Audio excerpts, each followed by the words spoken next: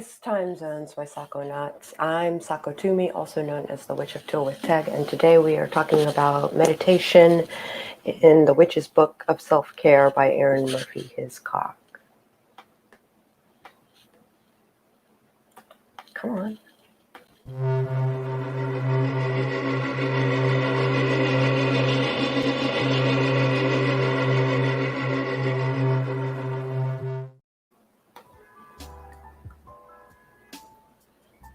So I'm including music this time. I have it pretty low, so if you can't hear it, let me know. My neighbor is having trouble with his malfunctioning car alarm, and I'm trying to have patience with it, but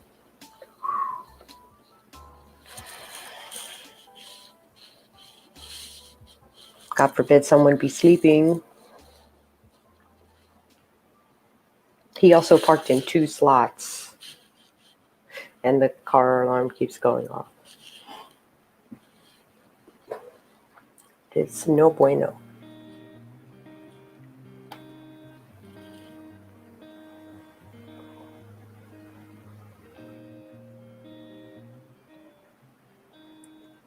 Where is everybody today?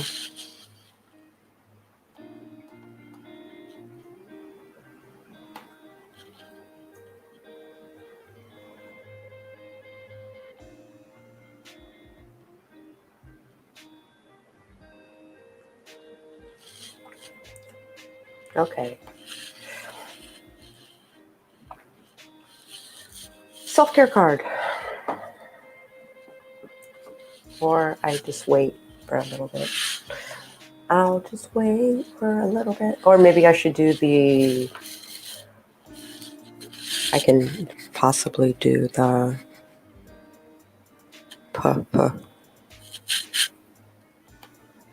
Hello, Christina. I am in my kitchen today. Flashback to the first live I caught on the other channel. Yeah, good times. Glad it happened. Yeah. I was starving for a hard surface and decent lighting. So kitchen table it is. Kitchen table it is. Can you hear music? Is that a thing you can do? Or should I turn it up? Also, I don't know if this is like brushing against my shirt or something. I am told that it is terrible sound. Oh.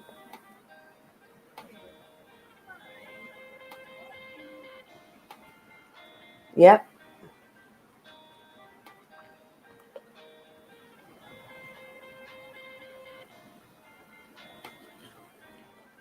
All right. Now that all of that is out of the way, do we want to do a grounding ritual? It's not going to be all fancy ASMR, but at least I have music to accompany me today.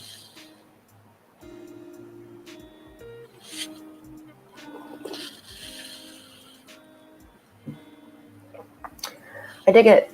Just made an egg sandwich, so I'm also in the kitchen hiding from Bailey while we eat. She will hear mine as well as hers, and Mama is hers. Yeah, grounding ritual is always welcome. All right, let's do it. I'd like to start this morning with a grounding ritual to start your day. This starts near your domain. If you've not created a domain, you might want to sign up for my newsletter, which is linked below. Sit with your hands in your lap and close your eyes. Take a deep breath in through your nose.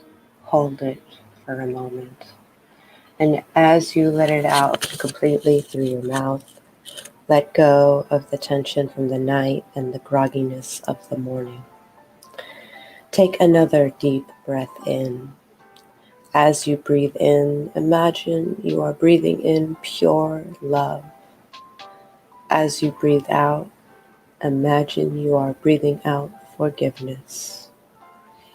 Take a third deep breath in, and as you do so, imagine a light coming in at the top of your head. It enters at the top of your head and spreads down over your face, neck, and shoulders. This cleansing light now expands along your back, down your legs, and out through your feet. It is as if cleansing light is a constant flow of soothing energy entering from your head and passing out through the arches of your feet.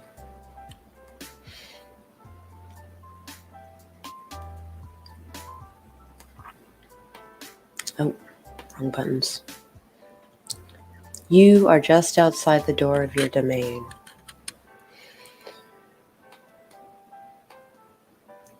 The air is crisp and cool.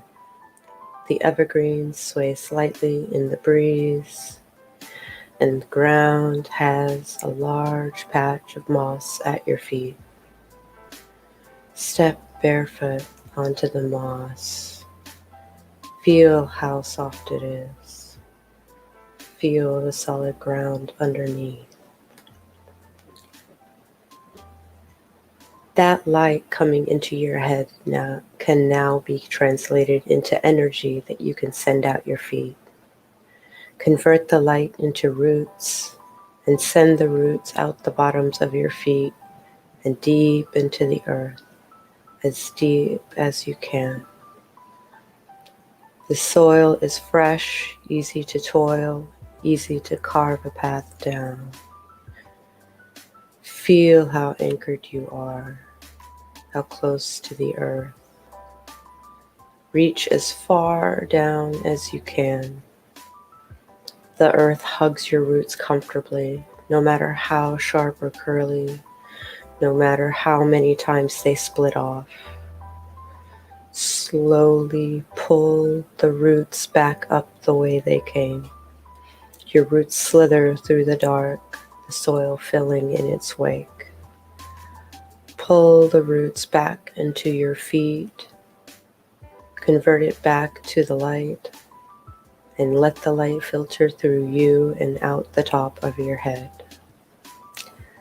Take one more deep breath in and begin to wiggle your fingers and toes. When you are ready, open your eyes.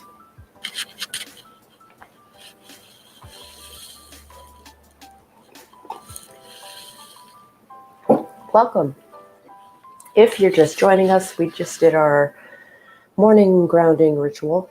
If you are interested in more meditations like this one, but maybe be a bit more exploratory, you might want to look at subscribing to my Patreon, where I will be releasing 2 a month to help you on your supernatural journey. Until then, you can join me for coffee here in the mornings on YouTube. In fact, if you would like to buy me a coffee, I have a coffee account now. Thanks to Zara Hoffman. Hello, Spence. Lovely to see you. Hey, Kristen. Glad you could make it. I'm gonna do the card.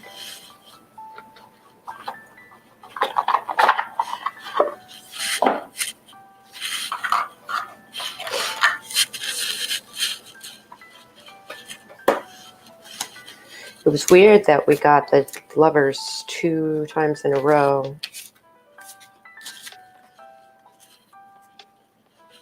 I'm gonna turn the music up just a little.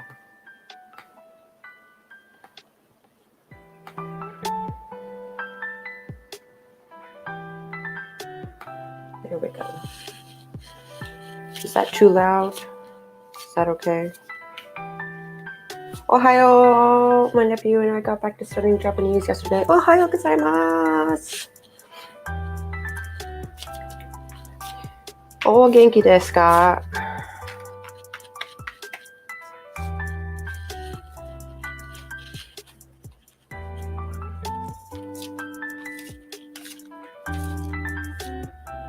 I'm going to be really creeped out if we get the Lovers 3 days in a row.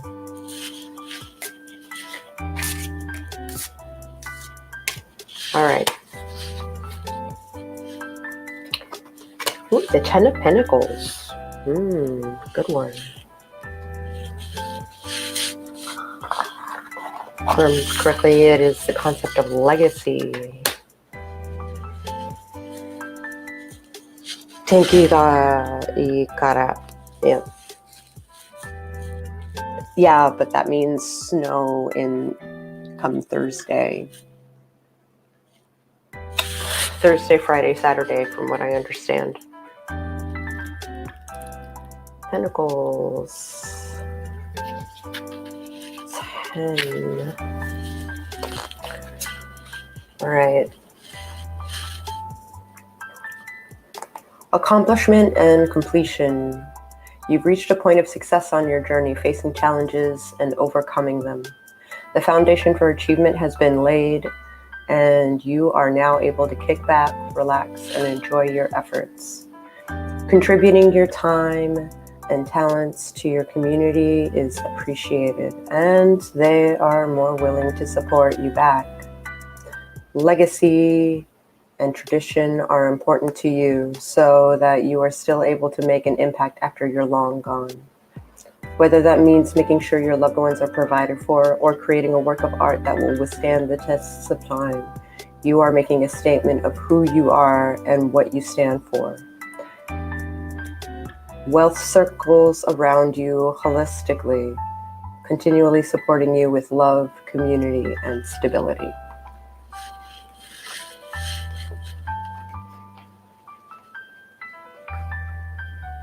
Plenty of time to get supplies, yes.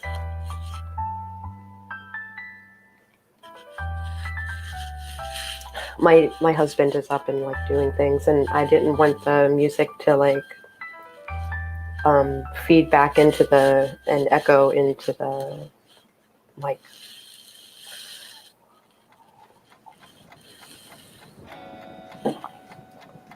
Stopping in to drop light, too sleepy to function, going to bed. All right, good night, or good sleepy time. Oyasumi nasai.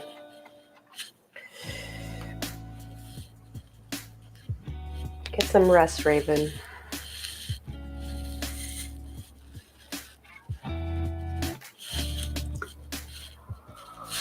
All right, let's talk about some meditation stuff.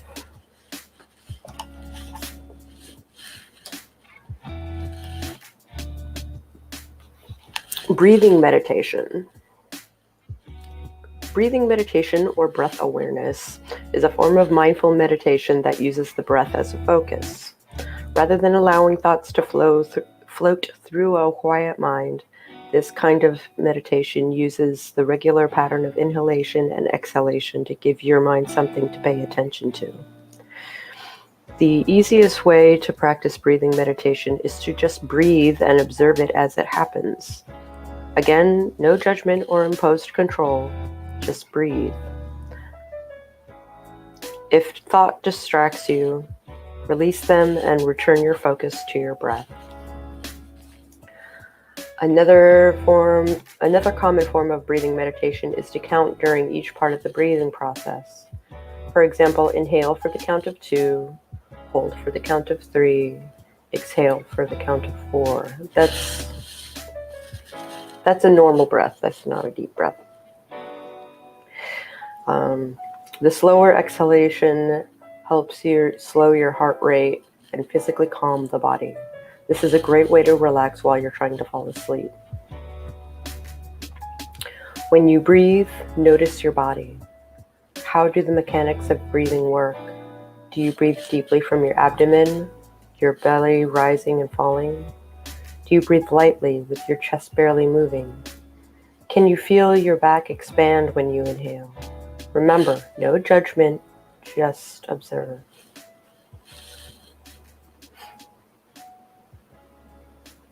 Ew.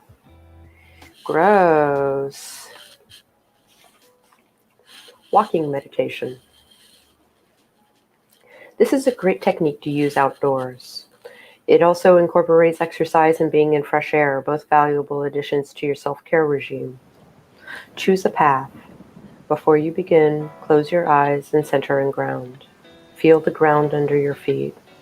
Now how your clothing feels against your skin. Inhale and observe how the outdoor air feels as it flows into your lungs. Exhale and release any tension in your body. Hi. Hi, Amelia. How's it going this morning? Begin to walk. Without judgment, note how your body feels as you move.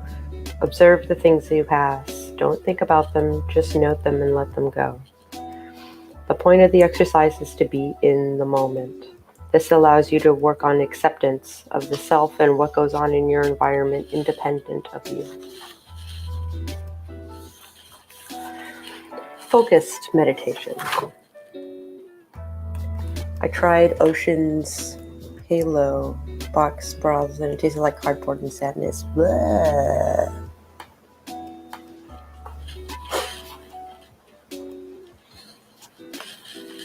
Focused meditation is a technique in which you focus on one thing and one thing only.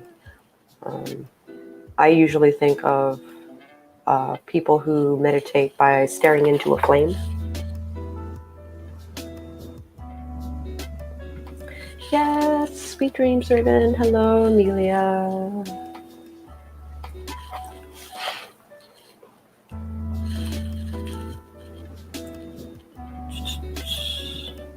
Multitasking may seem productive, but it's a jumbled approach that means you give less than your full attention to all the things you're doing simultaneously. It actually leads to a more fragmented sense of accomplishment and does nothing to nurture the sense of stability you need to reduce stress. You can feel more like you're frazzled from juggling so many things than from doing one at a time, taking a short break and then doing the next. You may be familiar, unwillingly so, with your mind skittering away from you, from what you should be working on because you don't want to expend the energy required to bite into it and get it done. When you're tired, physically or mentally, it's easier to do superficial stuff. Focused meditation helps us relearn the skill of focusing on one task at hand. It goes hand in hand with the concept of awareness of the moment, which is key to self-care.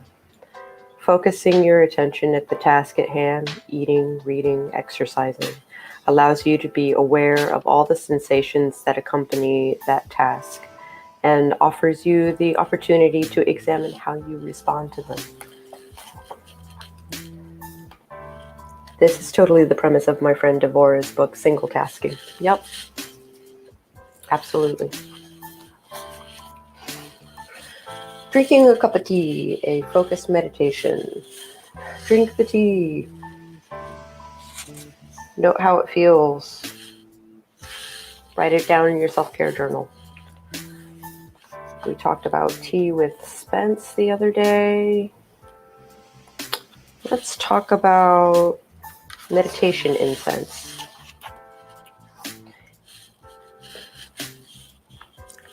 Incense is great for creating ambience and purifying a space to assist in relaxation, clarity, and mindfulness.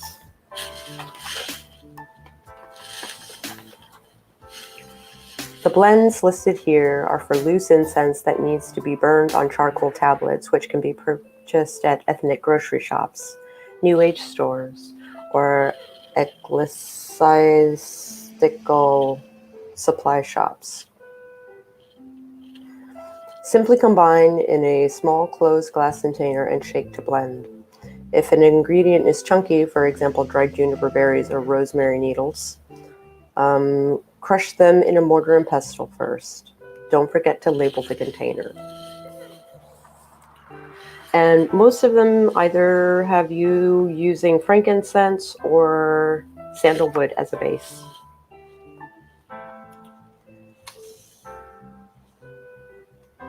Sandalwood and rose petals, sandalwood and orange zest,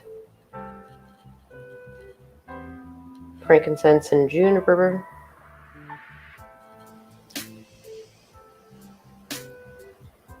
frankincense, clove, and grated orange. Oh, and lavender. Oh,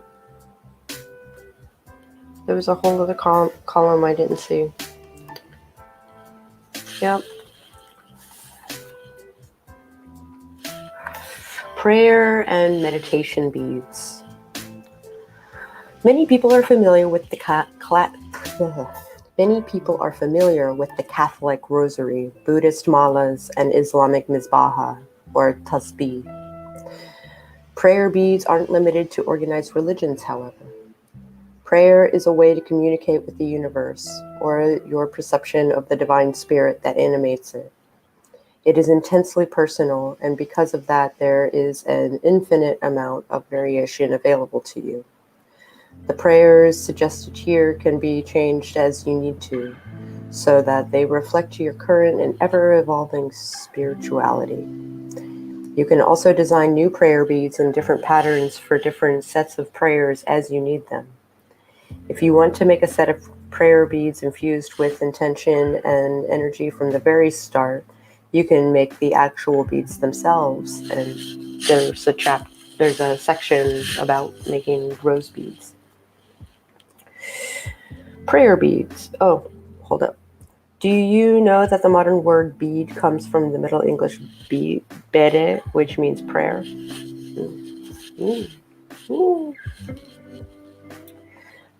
This craft creates a set of beads that you can use for prayer or meditation. The particular set associates sets of self-care affirmations with each section of the meditation beads. The meditation works with the number 3, which is a blessed number in many magical traditions. The number is number 9, of course, is 3 sets of 3. When making this craft, don't use beads that are too small. You want to be able to feel them in your fingers as you pray your way along the string. Put tiny spacer beads between your major beads to separate them farther to help make the string of prayer beads more fluid in your hands. Note, prayer beads aren't necessarily meant to be worn. This set won't be long enough to slip over your head. You will need wire cutters or scissors. I would probably do wire cutters. Beading wire, nylon cord, or wax thread. A large bead, small spacer beads, approximately 40 of them, 3 medium beads, 1 set of 9 smaller beads, 1 set of 9 smaller beads. Different colors. I get it. 1 set of smaller beads, color D. I get it. Pendant charm or stone with a loop, hole, or veil. A jump ring to attach a pendant.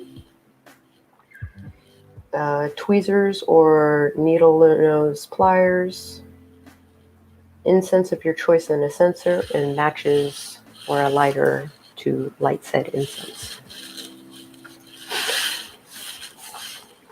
I'm going to take a sip of my coffee. Cleanse and purify your beads according to your preferred technique. Because we talked about cleansing and stuff in chapter 1. Center and ground. Cut about 24 inches length of your wire or thread. Make a loose temporary knot about 2 inches away from the end. Slip the large bead on to rest against the temporary knot.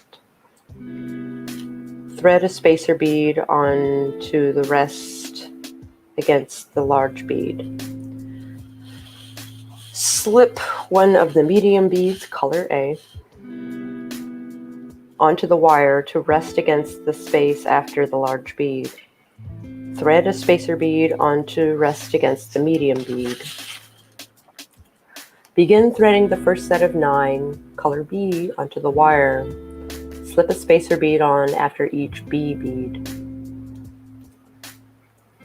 That's interesting.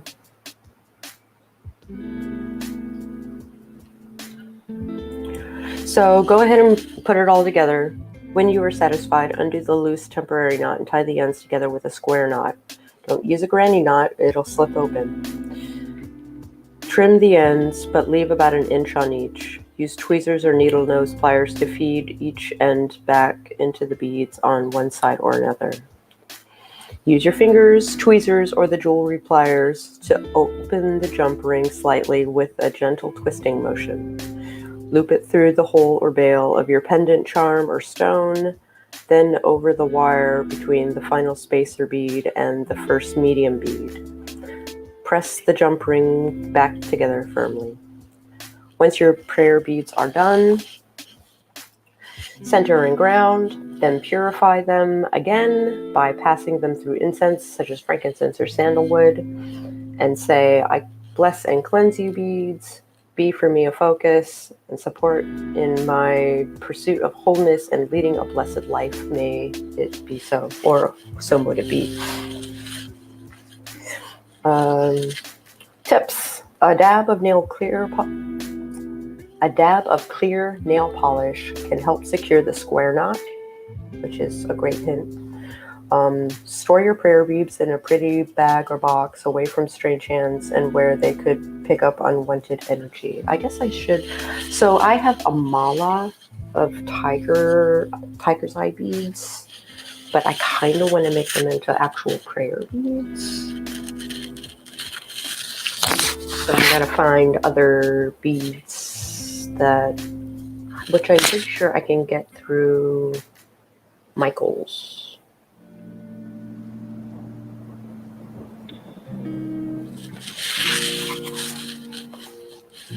That would be nice. How to use prayer beads.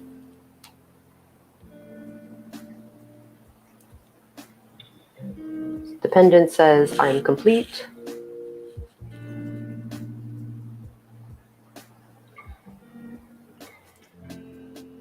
The next set of beads says, I'm whole and healthy.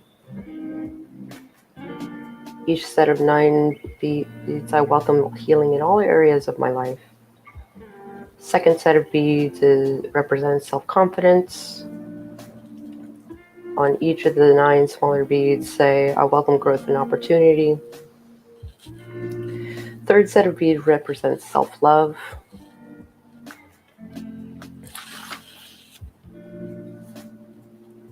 You have gone all the way around the string of beads, are now back to the pendant. Repeat the affirmation that began the meditation. I am complete in myself. I am enough. I have the power to shape and change my life. So mote it be.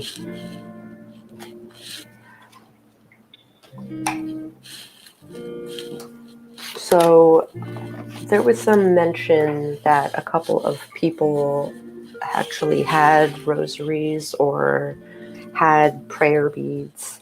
And I was curious as to what each section means.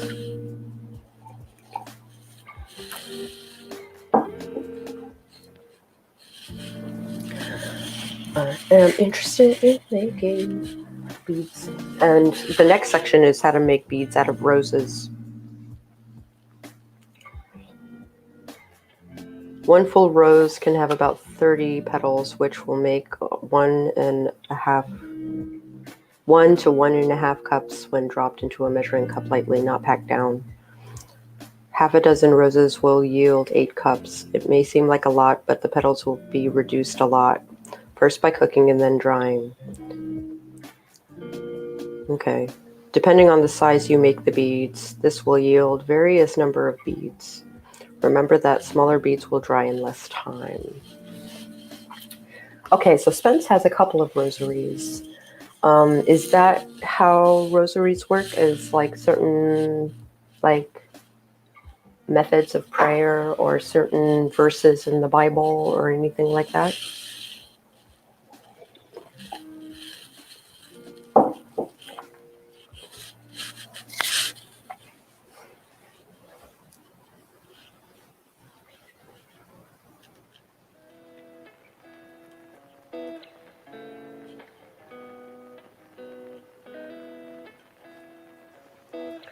I am curious what Spence has to say.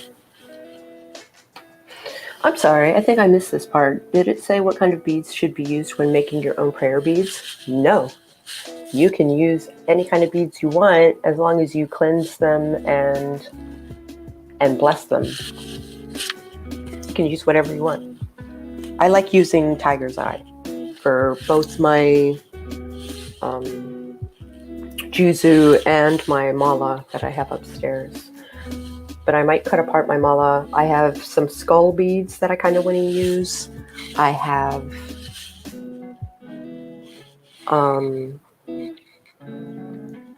the tiger's eye stuff, and then I need 2 more colors, which I'll probably go to Michael's and get some beads. I need a string of meditation beads for my anxiety. That would help a lot.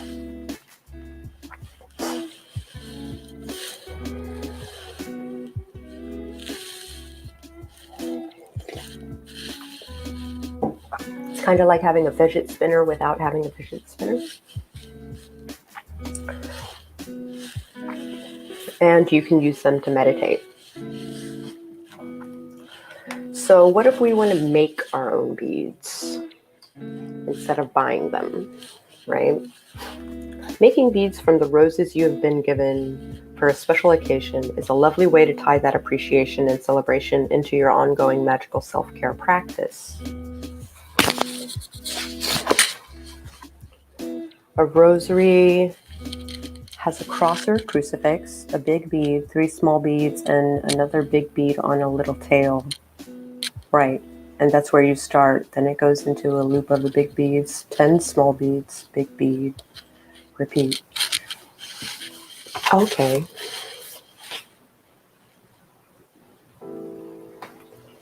Each big bead is an Our Father, and the little bead is a Hail Mary. Interesting. Good morning. Feel free to catch the replay. We're just talking about meditation and also prayer beads to use during meditation. And the whole concept of prayer and invocation.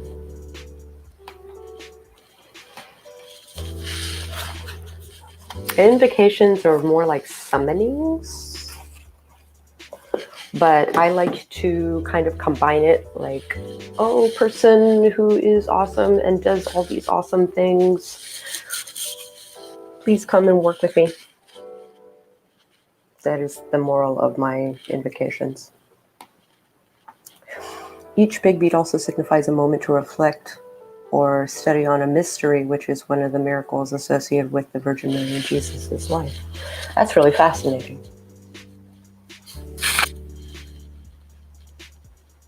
Is this common knowledge? Because I know that the origin of the juzu and the sections of the juzu that mean whatever they mean. Like, it is, I have a graphic somewhere that tells me what section means what, because they're actually sections of the Gosho.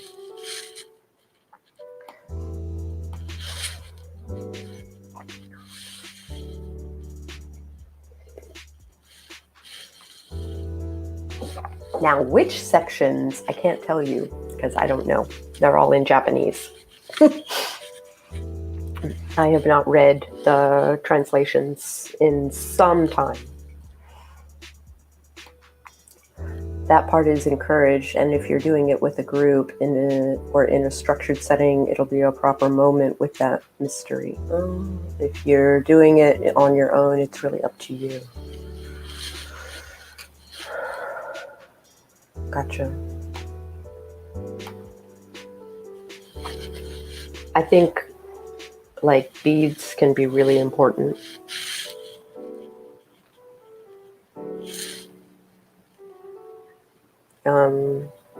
They can be really powerful.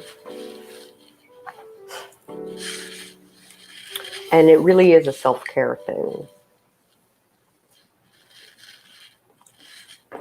They're not an offering to a deity or what the beads are is common knowledge. It's one of the things I learned in like 2nd grade Sunday school. The bit about the mysteries came as proper knowledge later after we left the church. So is that the thing, is that you no longer go to church, but your house is your church? Is that what's up?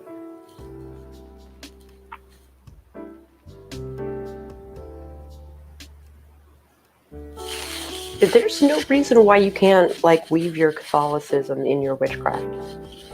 There's no reason why you can't do that. Other than, for some reason, Catholics seem to think that witchcraft is evil, which it's not. I think I've more than proved that in the past year. Well, almost a year.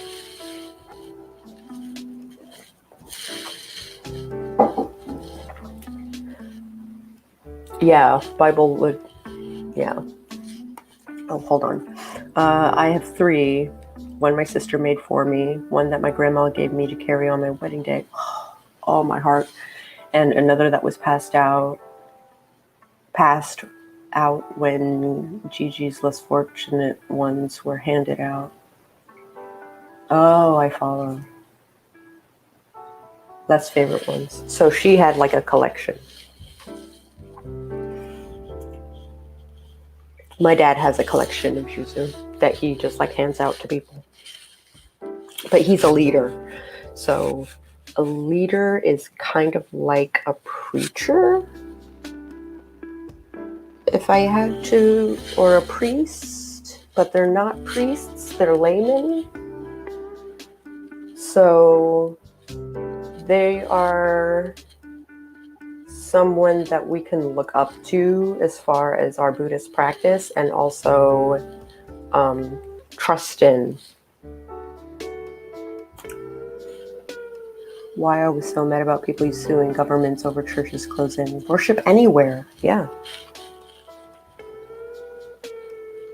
Yeah. I feel that way about witchcraft. You can do it anywhere. You don't have to be naked in the woods. You don't have to be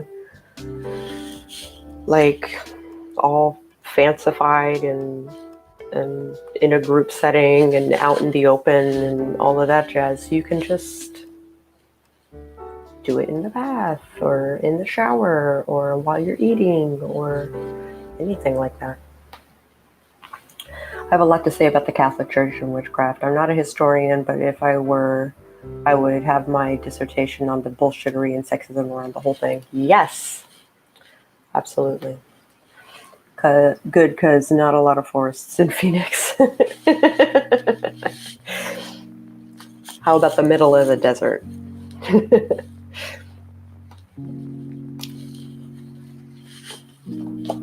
All right. So it wants the petals of 6 roses, some water and a blender,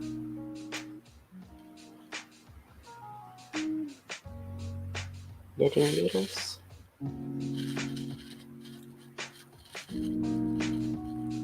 So place 2 cups of petals in the blender and add a quarter cup of water.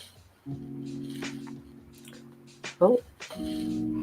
For his birthday, my friend had us go to Mass with him, which was a lovely experience, except the time when the father was talking about how important it is to be going to church even in the pandemic. Oh. Yikes.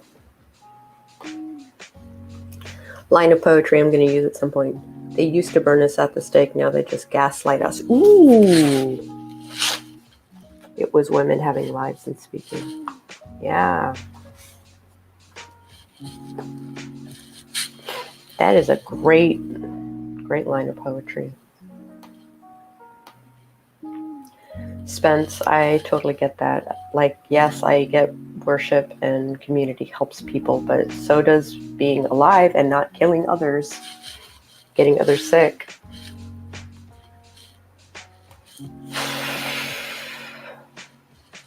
Wear a goddamn mask. Limit the number of people in the church.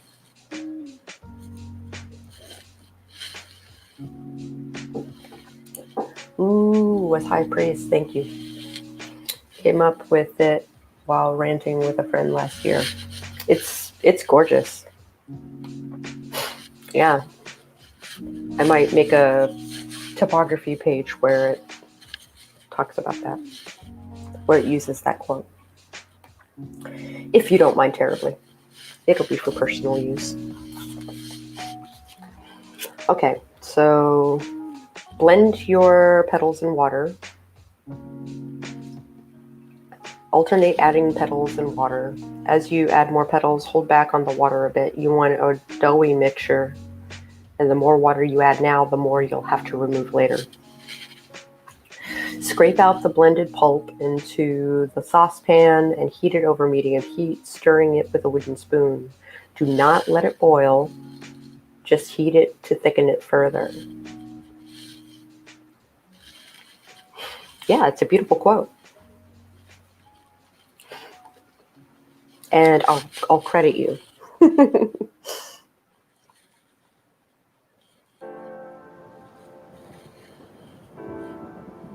But for ooh, the snaps are the highest praise of poetry. You ooh.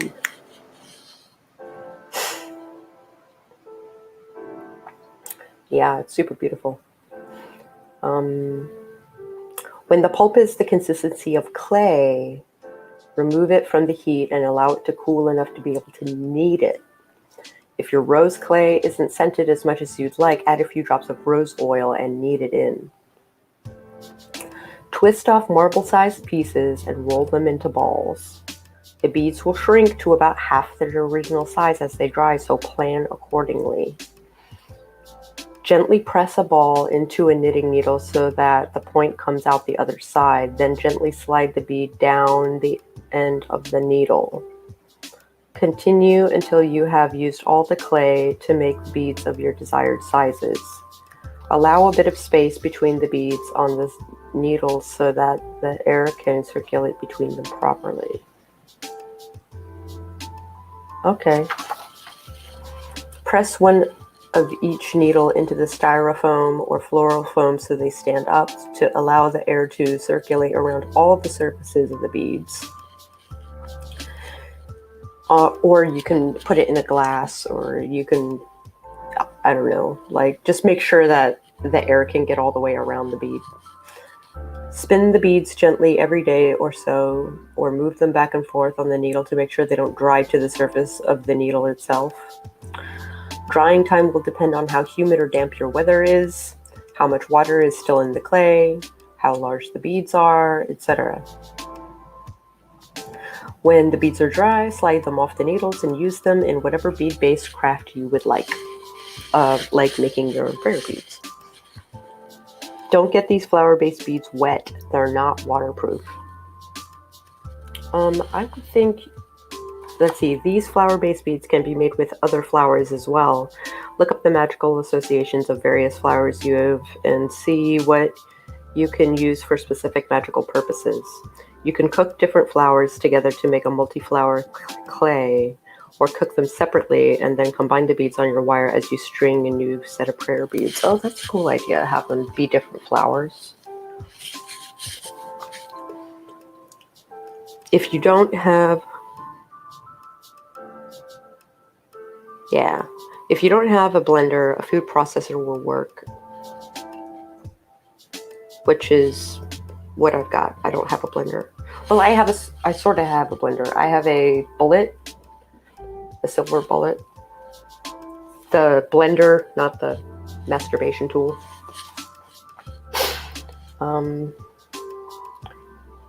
You can also grind the petals by hand in a mortar and pestle, but it will be time consuming. All right, connecting to nature. Nature is all around us, and yet we are often oblivious to it. It's a shame because it can support your self-care in various ways. For one thing, nature is quiet, not literally, but figuratively. Nature doesn't bombard you with arguments, videos, headlines, and deadlines. There is less stress in nature. Nature therapy provides an easy way to lower your stress levels. It can elevate your mood, give your mind a rest, and offers the chance for movement and exercise if you choose. Being in a natural environment allows your attention to be caught in a passive, involuntary way, as opposed to directed, active application of attention and focus, as in working or reading. I was half zoned out and innocently thinking about blenders.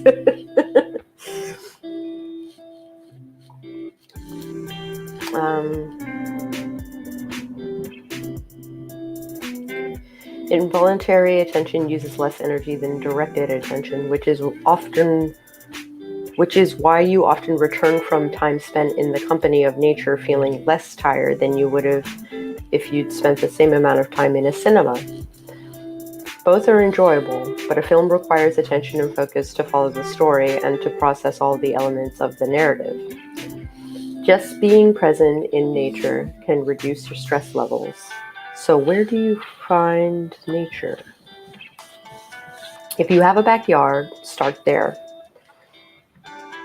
Often urban sounds can intrude, so it's not ideal, but use it if you've got it, which I do. I have a garden in the back.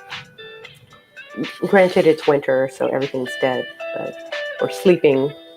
Not dead, but sleeping. City parks are civic resource open to everyone. Yes, but there are lots of people using them without their masks. So I'm not gonna do that thing.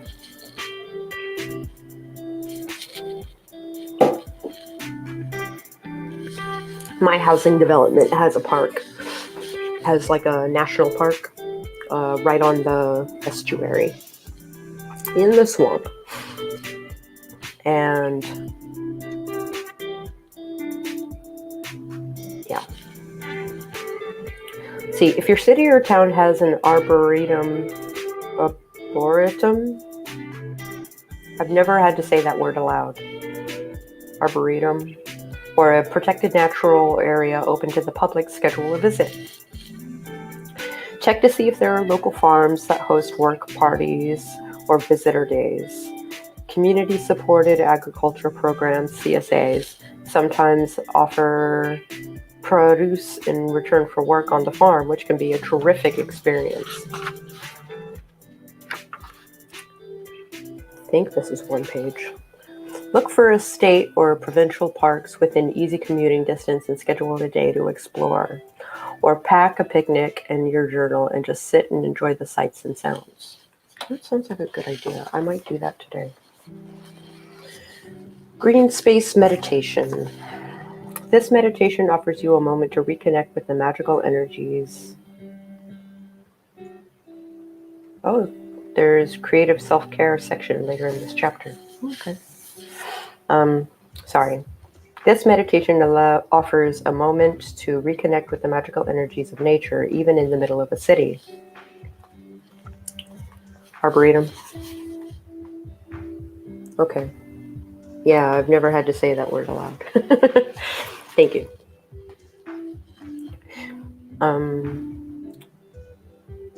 Exercising is done in indoor gyms. One thing that often... Sorry, let me try this again. In the middle of a city. One thing that often gets dropped in modern living is interacting with the natural world. Exercising is done in indoor gyms, and interacting with the natural world can be as limited as dashing from your front door to your car on your way to work. We have one of those, we just call it an arb. It's utterly lovely. The closest one that I know of is in DC proper, which doesn't help. I love going there and playing pretend.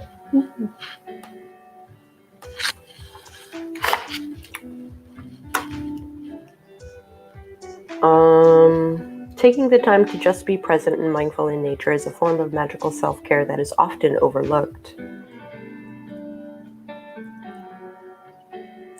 You may not have access to a yard. You may feel awkward in public green space, but take the time to try this activity. It may have benefits that outweigh the discomfort. Have a towel or blanket for you to sit on. I would probably do a yoga mat or something.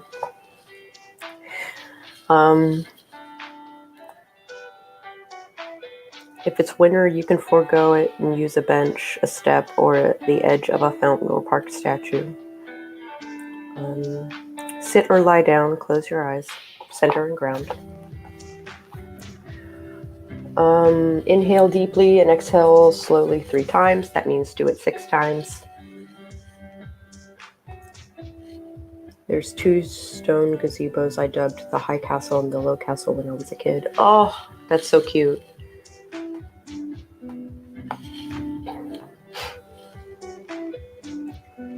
Become aware of your sense of hearing. Become aware of your sense of smell. Become aware of your sense of touch. Become aware of your sense of taste. Become aware of your sense of sight. Stay there relaxed for as long as you like. Journal your experience, ideally there while it is still fresh in your mind, or once you have returned home. Before you leave, thank Mother Nature for being with you for this meditation. Tips: pack a book or a snack to enjoy after you do your meditation. Why waste the trip and time in your green space? If your city has a botanical garden, try this meditation in different areas of it and journal the experiences. How are they different?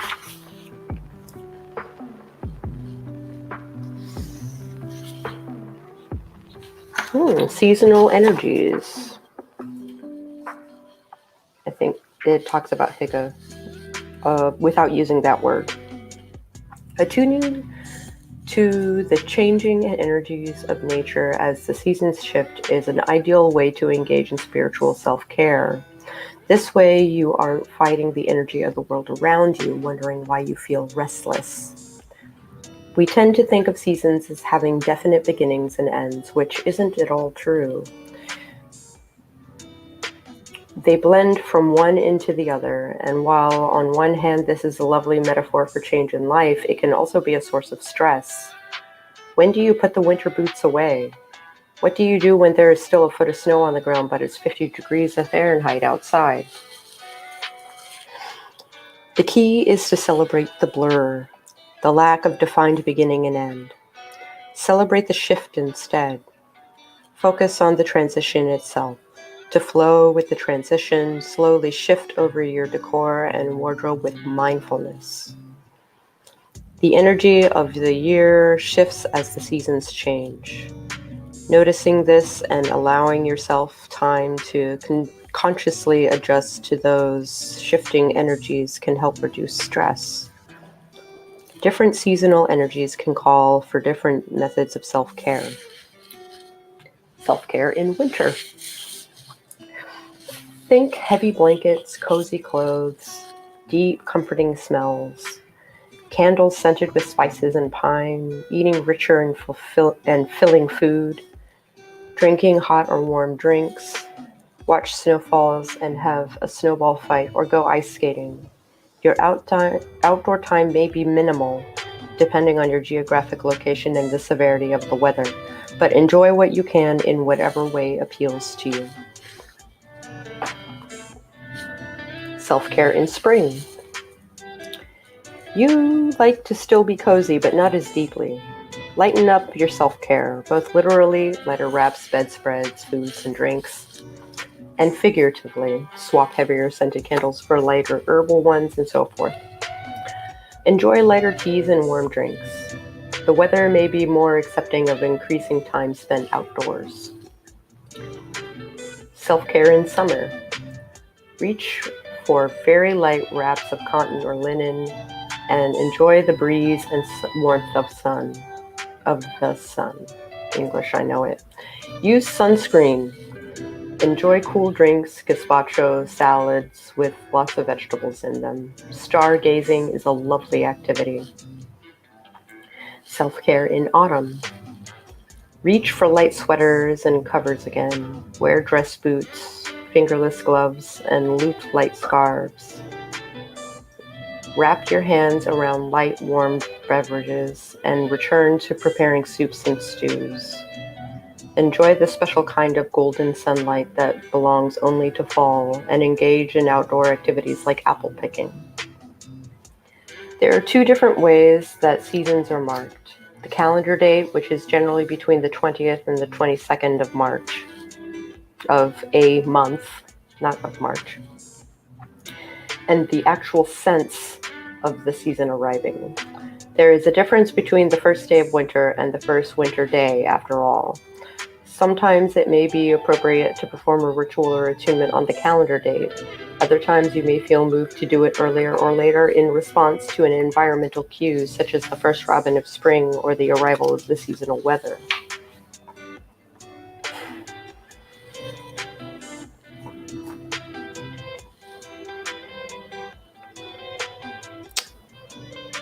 Creative self-care.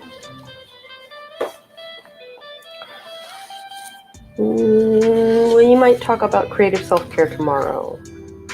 Working with your hands, mindful creativity, fight self-censoring, take a class, music, playing an instrument, like inspiration, seasonal crafts. Ooh, cool stuff. Activities to foster your creativity.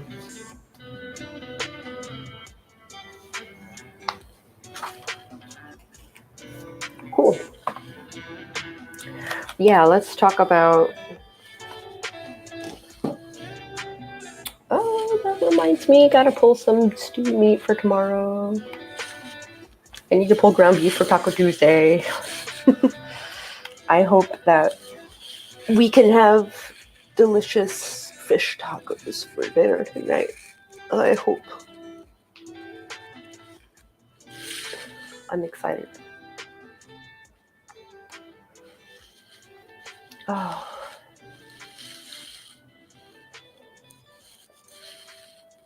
I'd also like to take these last couple of minutes to thank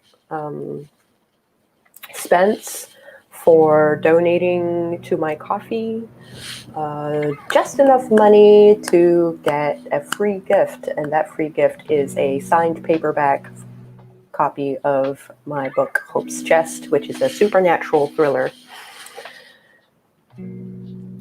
Also, you caught us on our way out, but welcome. Also, tacos. Tacos. So if you liked this video at any point, please hit the like button. And if you like what I'm doing here and we can talk about creative self-care tomorrow, then you might want to subscribe and maybe even ring that bell to personalized so that you actually get... What a lovely coincidence that I donated enough.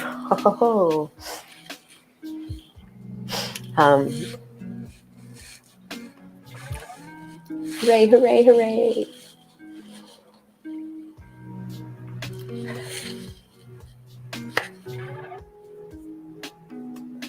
If you like what I do, there is a link to my coffee below, and I will catch you guys on the flip side.